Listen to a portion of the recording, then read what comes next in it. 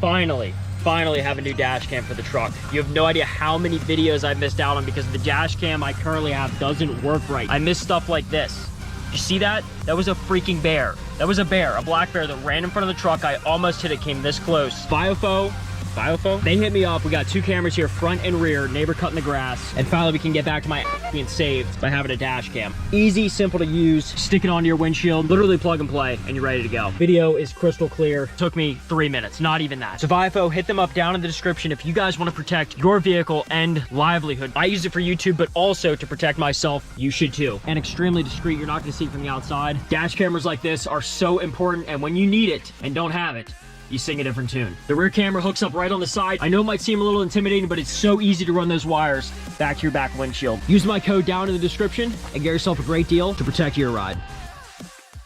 Hey, well, that sucks. I lost my GoPro somewhere. This thing's full of bees, and I left the windows down. So this thing now is a portable jacuzzi. Super stinky, but we got the windows up now, so we should be good. Only problem is I took this thing out for a test drive to get some gas, and it runs about how you would expect a Jeep Cherokee with 200,000 miles on it to run. Let's see what we can figure out here, because it's bad. Like, to the point that I thought I was gonna be sitting on the side of the road bad. Oh no, we're having troubles. We're having trouble. I just filled it up. Come on, baby. Get me home. So we got a 6-cylinder here. I think the spark plugs might be bad here. Pull the wire off of this one. Burn down to a tip right there. Not what you want to see, and also it smells bad. Yeah, by the way, did I even mention this is the Jeep with the new wheels on and tires? Looks sick. It does look sick. Ignore the mirror. I mean, what wheels and tires can do to the most junk Cherokee on the planet makes it look fantastic. So I'm thinking, with how bad that looked, we're gonna have to get some new spark plugs, maybe some new wires.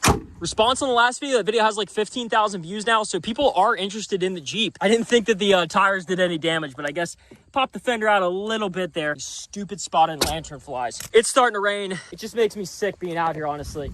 We'll get to this, I guess, right now, actually, in the video, because there's not much left to do on the Jeep. But the land, it's crazy how life can change so much. I was so excited. Oh my God, my GoPro. Oh my God. What the hell? It's in the middle of the field. Jesus. And like, you know what's crazy is, like, after we would have moved all this stuff and I would have cleaned up, like, I never would have found this. This would have been ran over by a lawnmower. So I found my GoPro and I have to use my phone. Thank God. Saves me like $400. Anyway, back to seriousness here. It sucks because, like, I was so excited, so amped up and thinking that my life was going to be here. I was going to raise my kids here, stuff like that. You get so attached to something and it just gets taken away from you. There's some alternatives, but I'm not really happy with the alternatives. It's just not what I wanted. So I think that what we're going to do is this right here. That seems like the best option. So here we go. Real quick, you guys already know the giveaway for my Colorado Zr2, the camo Karen Colorado, is going on right now. If you guys haven't entered yet, definitely do so, because we're already down 200 posters. So you guys get on this, support the channel. This helps me out a ton. It also benefits a local children's hospital with a portion of the funds that we get from this giveaway. Own yourself a piece of YouTube history. You guys know what house we're at. You guys know what house that is.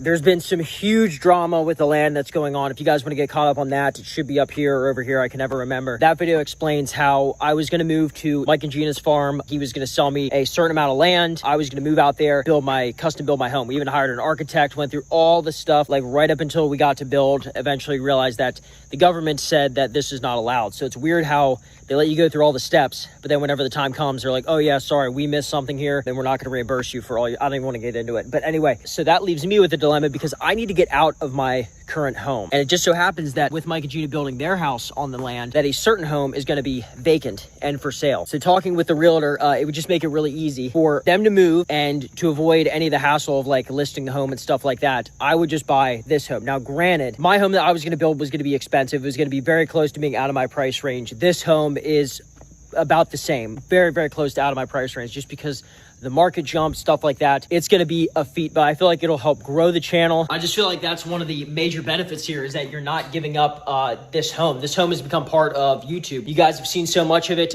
They're very protective, as they should be, of the home's location, how the house looks, stuff like that, just because when you're famous on YouTube, that really matters. Luckily, I'm not famous on YouTube, so I can show you guys around the house and get away with a little bit more once they move out. But also, I'm sure that Gina will have a full in-depth tour of the home before they move, like a big home tour. So you guys have that to look forward to. That should be taking place here. It's probably going to be about a year at least, because they ran into some hangups with their house build as well. So I think they're delayed until I don't even know when. But regardless, I get this insane garage. I get to do what I want with it. Mike has these sick floors done. The reason I'm not like panning around and I'm just showing you guys like this stupid corner over here is because there's vehicles in this garage that you guys can't see yet because it hasn't been announced on Mike's channel. So you guys have that to look forward to. But yeah, 3-car, essentially finished garage. Unfortunately though, the dogs don't come with it. They don't come with the house. But what does come with it is this sick, awesome pool, big fenced in yard. We've had so many family get-togethers here, so much fun, so many memories, and the fact that this gets to live on now on my channel is great. Just going to be very, very expensive with the way the market's gone. What he paid for it, what they paid for it back whenever